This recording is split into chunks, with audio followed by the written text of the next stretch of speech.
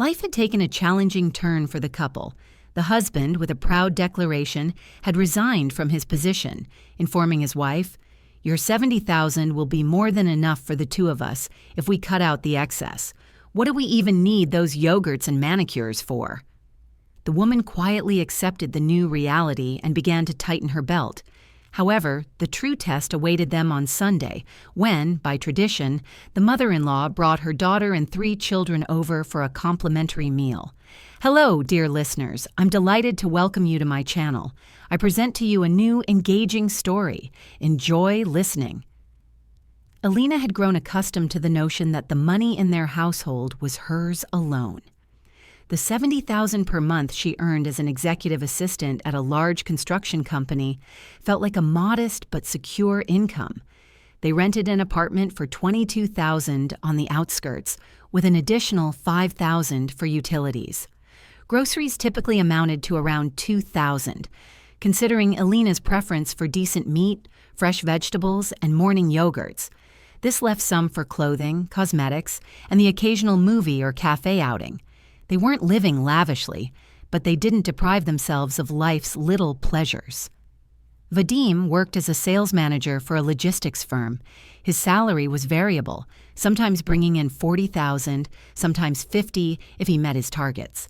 This income was earmarked for his personal expenses, his car, fuel, and occasional assistance to his mother.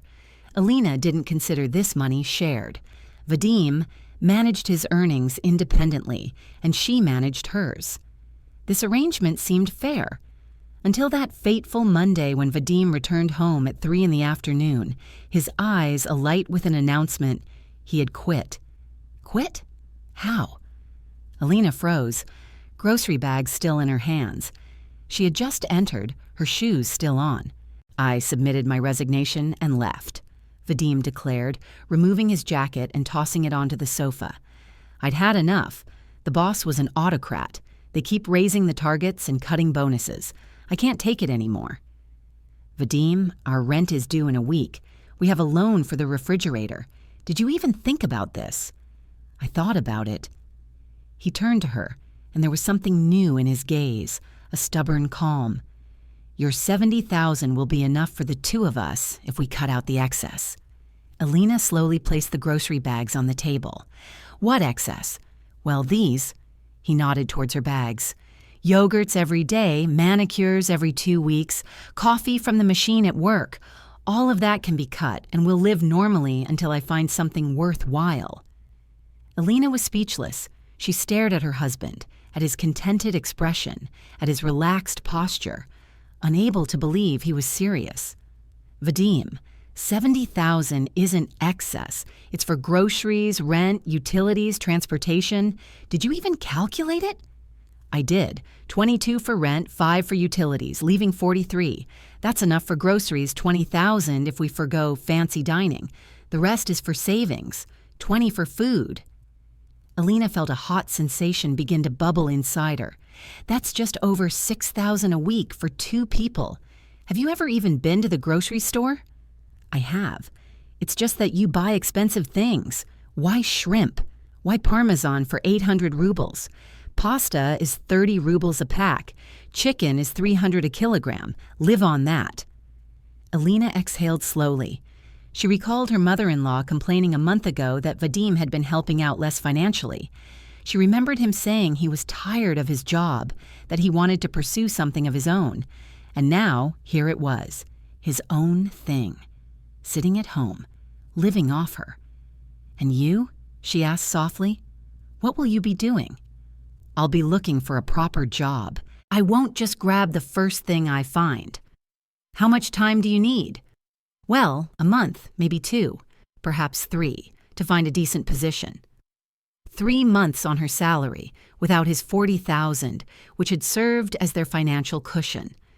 Alina turned and went to the kitchen, beginning to unpack the groceries. Yogurts in the refrigerator, bread in the bread box, vegetables in the drawer. She did everything in silence, feeling a heavy lump of resentment grow inside her. She hadn't asked him to quit, hadn't asked him to become dependent, and certainly wasn't planning on giving up her manicures and decent food for his pride. The first week passed in strained silence. Alina continued to buy the same groceries and visit the same places. Vadim demonstratively scrutinized the receipts and sighed. One evening, he reached into her purse and pulled out a small receipt from a beauty salon. A manicure? Seriously? My money. Alina snatched the receipt back. I earned it. Now it's our money, Vadim stated, crossing his arms. You're supporting the family, which means expenses should be reasonable. Reasonable? Alina felt her patient snap like an overstretched rubber band. It would have been reasonable not to quit without a safety net. It would have been reasonable to discuss it with me. But you just came home and declared that I'll be feeding you pasta from now on. Don't yell. I'm looking for a job. Where? On the sofa? Are you even looking at job postings? I am, but they're all frivolous. Low salaries, poor conditions. Alina couldn't take it anymore and retreated to the bathroom. She locked the door and gave herself 5 minutes for a quiet meltdown. Then she splashed cold water on her face, looked at herself in the mirror, and realized that this way of life was unsustainable. But she had no idea how to change it. By the end of the second week, problems began to surface. They had paid the rent, but only $48,000 remained in their account until the next payday. Alina started counting every ruble, gave up taxis, and began taking the metro. She stopped buying pre-made salads during her lunch breaks, opting instead for containers of homemade food. She kept the yogurts, but only the cheapest large-sized packs. Her manicure was postponed. Vadim noticed this and perked up. See, you can manage when you want to. Now we're living normally. Normally, Alina mused, is when I'm calculating if I have enough for a transport pass until the end of the month, while Vadim calmly orders himself a 600-ruble pizza on a Friday night. What are you doing? She finally exclaimed. We're supposed to be saving. I've eaten your buckwheat with chicken all week. Can't I treat myself just once? So it's acceptable when it's with my money? Vadim winced but finished his pizza. In the third week, Alina learned that guests were coming over on Sunday. She found out by accident. Vadim mentioned it casually during dinner. Mom's coming over with Dasha and the kids on Sunday. Alina froze, her fork halfway to her mouth. Coming over? Well, by tradition, they come for lunch every Sunday. Every Sunday. Previously, Alina used to prepare a spread for Vadim's family once a month, something substantial like a pie and fruit. The children would devour everything. Dasha would fill bags with leftovers. The mother-in-law, Jana Olegovna, would critique the borscht or the arrangement of the plates. But that was when they had 2 incomes. Vadim, we don't have the money for lunch for 5 people. What do you mean, we don't? How much does it cost to make borscht? To fry potatoes? It's not a banquet. Vadim, I'll show you the receipts right now for how much lunch for 5 people costs. She pulled out her phone, opening the Notes app where she had meticulously recorded expenses for the past 2 weeks. Vadim waved it away. You're exaggerating. Mom and Dashka aren't picky. They'll eat whatever you make. But Alina knew very well that Jana Olegovna was extremely particular, and Dashka with the children were no less so. The eldest boy, 7-year-old Artyom, ate only cutlets and French fries. The middle child, 5-year-old Kira, refused anything with onions. The youngest, 3-year-old Makar, could throw a tantrum if there was anything amiss on his plate. And all the while, Dashka would calmly sit there, claiming she was exhausted from managing the children and spoiling them. I won't be feeding them, Alina stated firmly. If you want to invite them, prepare it yourself. Vadim looked at her as if she had suggested throwing his mother out the window. What are you talking about? Alina, this is my family. These are my earnings, which are barely enough for us. 1 lunch won't break us. It will, I calculated. We have 10 days until payday and 21,000 rubles. That's 700 rubles a day for everything. 1 lunch for 5 people will cost at least 3,000. That's 3 days without money. Vadim stood up from the table, tossing his napkin. You know what? You've become insolent. I work. So what? Does that give you the right to tell me who to invite into our home? Into the rented apartment, Alina corrected coldly, which I am paying for. She was surprised by her own words, but they had already been spoken. Vadim clenched his jaw and stormed out of the kitchen, slamming the door. Alina remained seated at the table, staring at her half-eaten buckwheat. Inside, she felt a crushing weight of resentment and anger towards Vadim, his mother, and the entire situation. She longed to escape, to rent a room by herself, to move back with her parents, anything to avoid carrying the burden of a husband who proudly sat unemployed and his relatives who were accustomed to arriving and consuming freely. But she didn't run. She simply went to bed, turned her back to Vadim, and listened to his heavy, resentful breathing until morning. On Saturday, Vadim announced that his mother would indeed be coming the next day. Alina didn't respond.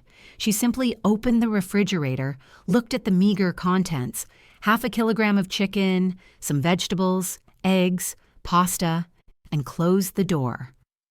"Let them come," she said calmly. "I'll feed them what we have, and that's it." Sunday morning, she woke up early, boiled chicken broth, prepared a simple vegetable salad, and boiled pasta. Everything was modest, minimal. No pies, no extravagance. Old bread, butter, tea. Vadim paced the apartment, peeking into the kitchen and grimacing. "Maybe make some cutlets? Artyom won't eat without cutlets." "From what?" Alina didn't even turn around. "From thin air, buy minced meat." "With what?" "On what we have for today." Vadim fell silent. Zhana Olegovna arrived precisely at 1 o'clock. Tall, with prominent features, she entered like royalty, leading Dasha, a pale, tired-looking woman in her 30s, and 3 boisterous children. Artyom immediately ran to the television. Kira climbed onto the sofa. Makar started wailing in Alina's kitchen, demanding juice. "There's no juice." Alina placed a pot of soup on the table. "There's compote." "I don't want compote, I want juice." Makar tilted his chin up, preparing to cry. "Dashenka." Zhana Olegovna walked into the kitchen, surveyed the table, and pursed her lips. "Go to the store and buy the child some juice." "I don't have any money." Dasha settled calmly into a chair. Zhana Olegovna turned to Alina. "Elinochka, be a dear and go. The children need it." "No," Alina said, placing plates on the table. "I won't go. If you want to go, go yourselves." Her mother-in-law stretched her neck like a goose. "How can you refuse? The child is asking, so he'll have to wait." Silence descended. Makar looked at his grandmother, then at Alina, and not receiving his juice, he finally burst into tears. Dasha weakly attempted to comfort him. Zhana Olegovna gave Alina a heavy glare. "Vadim," she called, "come here." Vadim emerged from the other room, looking guilty and tense. "Mom, what's wrong?" "What's wrong? Your wife refuses to buy juice for the child. What kind of barbarity is this?" "Alina." Vadim looked at her tiredly. "Just buy it." "No." She poured soup into the plates. "Please, sit down. Lunch is ready." Zhana Olegovna stared incredulously at the plate of broth with meager pieces of chicken and carrots. Is that all?" "That's all. What about the pie? What about the meat? You usually cook so much." "Usually, we had 2 incomes." The words were quiet but heard by all. Dasha looked up. Vadim blushed. Zhana Olegovna straightened up like a rod. "So, you're saying my son is a burden?" "I'm saying my husband quit and now we're living on my salary. That's why lunch is like this today." "Vadim." His mother turned to her son, genuine indignation in her voice. "Are you hearing this? She's reproaching you with money. Your wife." "Mom, please." Vadim sat at the table, avoiding everyone's gaze. "Please, eat." But Zhana Olegovna was escalating. "How can this be, Vadyusha? You've done so much for her, married her, rented an apartment, supported her, and now she's counting every ruble. She's turning her nose up at family." "I am not turning my nose up at family," Alina said. fighting to maintain her composure, feeling the boiling inside her. I just can no longer feed 5 people on 70,000 rubles a month. Forgive me. 5 people. Zhana Olegovna threw her hands up. Do we come to you every day, once a month, just once? Every Sunday, Elena corrected calmly, and every time you pack bags of food to take with you. Dasha flinched and averted her gaze. The children grew quiet, sensing the tension. Zhana Olegovna turned a deeper shade of red. So, are we family or strangers to you? Zhana Olegovna. Elena put down the ladle and met her mother-in-law's gaze. If you're so concerned about the children, perhaps you could help them with money or groceries for once. Zhana Olegovna opened her mouth, but the words caught in her throat. Then she abruptly stood up, pushing her chair back. Everything is clear, Vadim. I will not stay in a home where I'm being shown the door. Mom, wait. Vadim jumped up, but his mother was already heading for the exit. Dasha, children, let's go. We're not welcome here. Dasha shot Elena a guilty glance, scooped Makar into her arms, and called to the older children. Artyom grumbled as he slid off the sofa. Kira whined. A few minutes later, the entire entourage had vacated the apartment, the front door slamming shut. Vadim stood in the middle of the kitchen, pale and bewildered. Are you happy now? He asked dully. No. Elena sank into a chair, her hands trembling. I'm just tired. You kicked out my mother, my sister, and the children. I told the truth. We can't feed them. You're the one who wanted to save. But not at the expense of family. At whose expense? At my expense. At the expense of my yogurts and manicures. Vadim clenched his fists, turned, and left the kitchen. Elena then heard him dressing and the slam of the door. He had apparently gone after his mother. She was left alone. She sat at the table staring at the pot of soup, at the untouched plates, and suddenly felt she could no longer hold back. Tears flowed uncontrollably, born of hurt, exhaustion, and the absurdity of her life. She worked, brought in money, tried to keep the family afloat, and in return received reproaches and accusations. Elena picked up her phone and called her mother. Mom, can I come over? What happened, my dear? I'll tell you later. Can I just come? Of course, darling, come over. Elena packed a bag, grabbed her documents, phone, charger, threw on her jacket, and left. She quietly closed the door behind her, without hysterics, just a simple click, and headed downstairs. Her mother lived in a neighboring district, in a small studio apartment inherited from her grandmother. She met Elena at the door, hugged her tightly, settled her in the kitchen, and made tea. Tell me everything. And Elena recounted Vadim's resignation, the saving, the mother-in-law and lunch, the yogurts and manicures. Her mother listened silently, only occasionally wincing. My dear, she said when Elena finished, do you love him? The question caught Elena off guard. She pondered if she still loved Vadim. She used to, when they were first dating, when he was attentive and caring, when they laughed together and made plans. But now she saw before her a man who had shifted all responsibility onto her shoulders, and who was offended that she couldn't single-handedly support his entire family. I don't know, Mom. Then stay here. You can think and sort things out. Elena stayed. She slept on a fold-out bed in her mother's room, went to work, and returned. Vadim called the next day. Elena didn't answer. He texted her on Messenger. Where are you, Elena? What's going on? She didn't reply. A day later, he called 10 times in a row. Elena finally picked up. What? She asked wearily. Where are you? Why aren't you coming home? I'm at Mom's. Why didn't you say so? I was worried. Worried? Elena gave a bitter chuckle. And when you quit, were you worried? Elena, that's different. Come back and we'll talk properly. What is there to talk about? Vadim, have you found a job? A pause. Not yet, but I'm looking. Seriously? Then let's talk when you find one. She hung up. A week passed. Elena received her salary and transferred $22,000 to Vadim for the rent, to avoid being in debt. She kept the rest. She bought herself proper groceries, yogurts, and went for a manicure.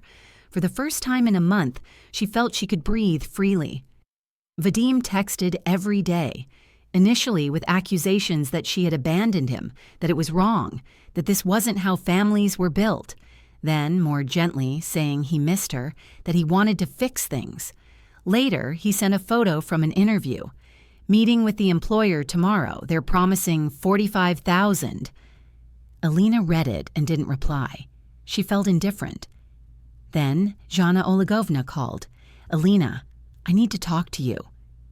Alina was tempted to hang up, but curiosity prevailed. "I'm listening. Come over on Saturday, a serious conversation." "Zhana Oligovna, we've already discussed everything." "No, not everything. Come over, I'll be waiting." And she hung up. Alina sat with the phone in her hand, unsure why she needed to go, but she made the trip on Saturday, partly out of politeness, partly out of the same curiosity. Her mother-in-law's apartment was in an old 5-story building. Zhana Oligovna opened the door, nodded curtly, and led her into the living room. Vadim and Dasha were already seated at the table. Dasha's eyes were red. "Sit down!" Her mother-in-law indicated a chair. Alina sat, feeling as though she were on trial. Zhana Oligovna sat at the head of the table, clasped her hands, and began. "Alina, I understand you're going through difficulties, but family is not a place for selfishness. Vadim is looking for a job. He needs support, not reproaches." Alina remained silent. Vadim stared at the table. "You need to come home." Her mother-in-law spoke as if issuing a decree. "And you need to mend your relationship. He is your husband. It is your duty to be by his side." "And his duty?" Alina asked quietly. "His duty is to provide for the family. He is doing that. He's looking for work. He's been looking for a month. And in that month, he hasn't offered any help, only complaints." Zhana Oligovna pursed her lips. "You're taking on too much. A woman should be wiser. She should know how to sacrifice." "Sacrifice yogurts or manicures?" "If necessary, then yes." Alina looked at her mother-in-law, then at Vadim, then at Dasha, who sat with her face buried in a napkin, and suddenly realized that nothing would ever change. Zhana Oligovna would continue to demand sacrifices. Vadim would search for work indefinitely. Dasha would come for free lunches with the children, and Alina would continue to carry them all until she completely broke down. No, she stood up. "I'm not coming back. Alina!" Vadim jumped up. "Wait. No, Vadim, I've had enough. You wanted to live on my money without excess. Live alone." She turned and left. Behind her, she heard Zhana Oligovna cry out. The slam of a door, but Alina was already descending the stairs, feeling lighter with every step. The divorce was finalized 2 months later by mutual agreement, with no division of assets. Vadim offered no resistance, apparently realizing the seriousness of the situation. Alina later learned that he had indeed found a job, but his salary was indeed modest. She rented a small studio apartment, furnished it to her taste, hung light curtains, bought a soft blanket, placed flowers on the windowsill, and every morning she drank coffee with yogurt, went for manicures every 2 weeks, and saved money not for other people's lunches, but for her own vacation. One day, almost a year after the divorce, Alina was walking through a shopping mall and spotted a familiar figure near a children's clothing store, Dasha. She stood with a stroller, apparently having had her 4th child, and rummaged through a sale bin. The older children loitered nearby. Artyom tugged at his mother's sleeve, demanding a toy. Dasha looked even more exhausted than she had a year ago. Alina intended to walk past, but Dasha looked up, and their eyes met. Dasha gave a weak smile and nodded. Alina nodded in return and walked on without looking back.